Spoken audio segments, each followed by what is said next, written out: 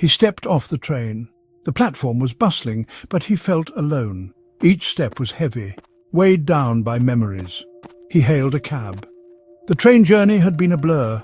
Outside, fields rushed by, mirroring the turmoil within. 30 years of service gone.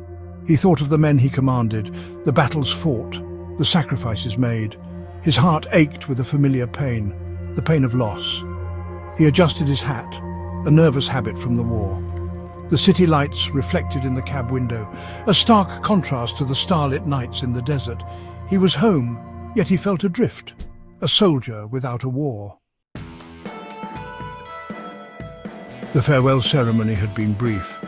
He stood ramrod straight, eyes fixed on the regimental flag as it fluttered in the wind. Each snap of the fabric was like a drumbeat, marking the end of an era. The last salute had been the hardest. His aides, young men he had mentored, stood stiffly, their faces etched with respect and a hint of sadness. They tried to hide their emotions, but he saw through their stoicism.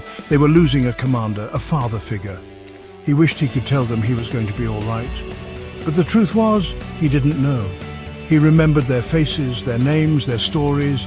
He carried them with him, etched in his memory. They were his burden, his pride. He would wear their sacrifice like a badge of honor forever. At the station, chaos erupted. A scream pierced the air.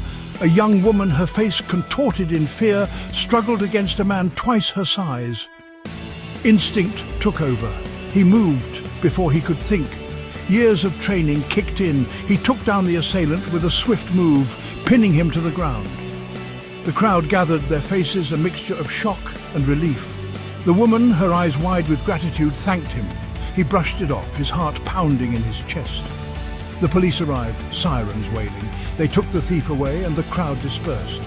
He stood there for a moment, his breath ragged. He had reacted without thinking, his body responding to a threat. The incident, though small, reminded him of who he was. A soldier. The cab pulled up to his apartment building. He paid the driver and stepped out. The city felt alien, suffocating. Gone was the camaraderie, the shared purpose, the adrenaline rush of the battlefield. He unlocked his door and stepped inside. The apartment was empty, silent. His wife had passed away a few years ago, and his children were scattered across the country, pursuing their own lives. He was alone, adrift in a sea of uncertainty. He unpacked his bags, his movements mechanical. He hung his uniform in the closet, a silent promise to a life left behind. The future stretched before him, a blank canvas.